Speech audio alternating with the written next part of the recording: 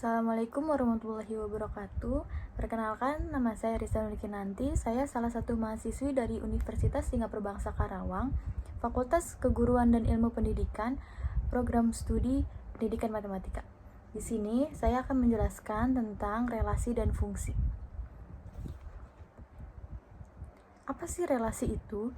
Relasi adalah hubungan antara elemen himpunan dengan elemen himpunan yang lain. Cara paling mudah untuk menyatakan hubungan antara elemen dua himpunan adalah dengan himpunan pasangan berurut. Himpunan pasangan terurut diperoleh dari perkalian Kartesius. Relasi dari himpunan A ke himpunan B adalah pemasangan anggota himpunan A ke anggota himpunan B. Cara menyatakan relasi dua himpunan A dan himpunan B dinyatakan dengan 3 cara, yaitu yang pertama, diagram panah. Anggota-anggota himpunan P berelasi dengan anggota himpunan Q dengan relasi menyukai. Hal itu ditunjukkan dengan diagram arah panah. Oleh sebab itu, diagramnya disebut diagram panah. Yang kedua yaitu diagram Kartesius. Diagram Kartesius merupakan diagram yang terdiri dari sumbu X dan sumbu Y. Pada diagram Kartesius, anggota himpunan P terletak pada sumbu X, sedangkan anggota himpunan Q terletak pada sumbu Y. Relasi yang menghubungkan himpunan P dan himpunan Q ditunjukkan dengan notkah ataupun titik. Yang ketiga, himpunan pasangan berurutan. Sebuah relasi yang menghubungkan himpunan yang satu dengan himpunan lainnya bisa disajikan pada bentuk himpunan pasangan berurutan. Cara penulisannya yaitu anggota himpunan P ditulis pertama, sedangkan anggota himpunan Q menjadi pasangannya. Sifat-sifat relasi biner. Yang pertama, refleksif. Relasi R pada himpunan A disebut refleksif jika A, A untuk setiap anggota himpunan A. Yang kedua, simetris. Relasi R pada himpunan A disebut simetris jika A dan B anggota himpunan R, maka B dan A adalah anggota himpunan R untuk setiap AB anggota himpunan A. Yang ketiga, transitif. Relasi R pada himpunan A disebut transitif jika A dan B anggota himpunan R dan B, C anggota himpunan R, maka AC anggota himpunan R untuk setiap ABC anggota himpunan A. Kombinasi relasi. Yang pertama, irisan yang seperti bentuk huruf N. Yang kedua, gabungan seperti huruf U. Yang ketiga, selisih atau biasanya kita mengenal dengan pengurangan ya. Terus beda sangkup itu kayak bulat terus ada tanda panahnya di dalam.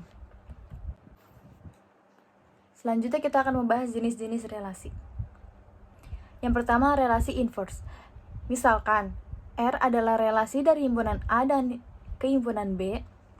Inverse dari R yang dinyatakan dengan relasi B ke A yang mengandung semua pasangan terurut yang apabila ditukarkan masih terurut dalam R.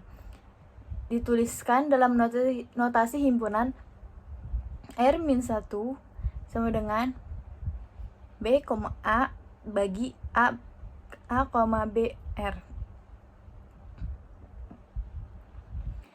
Yang kedua, relasi simetrik.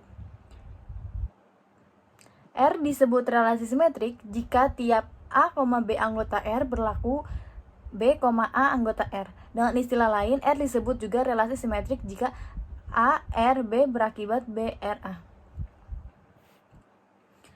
Yang ketiga, relasi refleksif. Misalkan, R disebut relasi refleksif jika setiap A berlaku A, R. Dengan kata lain, R disebut relasi refleksif jika anggota-anggota pada R berelasi dengan dirinya sendiri. Yang keempat, relasi antisimetrik. Suatu relasi R bisa disebut relasi antisimetrik andai A dan B A, maka A sama dengan B. Dengan kata lain, jika A, B, A bukan anggota R, tapi tidak kedua-keduanya. Relasi transif. R disebut relasi transif dengan kata lain andai A berelasi dengan B dan B berelasi dengan C, maka A berelasi dengan C. Selanjutnya kita ke materi fungsi. Apa itu fungsi?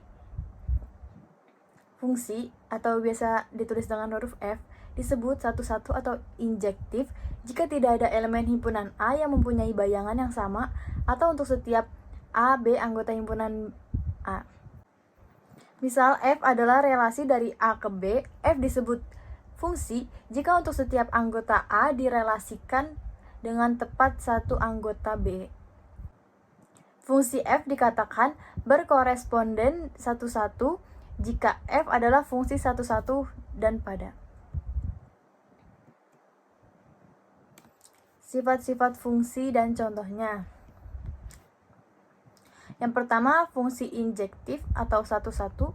Fungsi dengan tiap elemen kodomain tidak mempunyai relasi lebih dari satu elemen kodomain. Fungsi injektif disebut juga dengan fungsi satu-satu karena tiap elemen kodomain hanya boleh berelasi satu kali. Ya, ini contohnya ya untuk fungsi injektif. Selanjutnya kita ke fungsi surjektif. Fungsi dengan semua elemen kodomain berelasi dengan elemen domain. Fungsi surjektif juga disebut dengan fungsi onto. Yang di diagram itulah contohnya.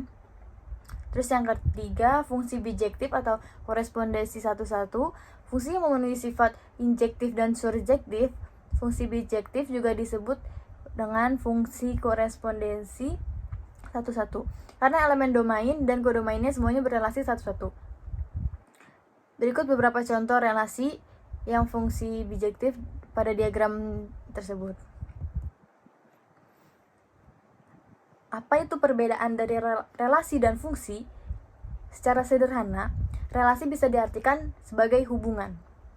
Hubungan yang dimaksud di sini yaitu hubungan antara daerah asal atau domain dan daerah kawan atau kodomain. Sedangkan fungsi itu yaitu relasi yang memasangkan tiap anggota daerah asal tepat satu kehimpunan daerah kawannya. Perbedaan antara relasi dan fungsi ada pada cara pemasangan anggota himpunan ke daerah asalnya. Pada relasi, tidak ada aturan yang khusus untuk memasangkan setiap anggota himpunan daerah asal ke daerah kawan. Aturan hanya terikat atas pernyataan relasi itu sendiri. Setiap anggota himpunan daerah asal boleh mempunyai pasangan lebih dari satu atau juga tidak mempunyai pasangan. Sedangkan pada fungsi, tiap-tiap anggota himpunan daerah dipasangkan dengan aturan khusus. Aturan itu mengharuskan setiap anggota himpunan daerah asal mempunyai pasangan dan hanya tepat satu dipasangkan dengan daerah kawannya. Fungsi pemetaan. Oleh karena itu, fungsi merupakan relasi khusus, maka setiap anggota A memiliki tepat satu anggota di anggota B. Untuk menentukan fungsi suatu himpunan, harus mengetahui domain, kodomain, dan rangnya terlebih dahulu. Domain adalah daerah asal, kodomain adalah daerah lawan, dan rang adalah daerah hasil. Oke, itu saja yang bisa saya sampaikan. Kurang lebihnya mohon maaf. Wassalamualaikum warahmatullahi wabarakatuh. Dadah. Jangan lupa like, subscribe, and comment.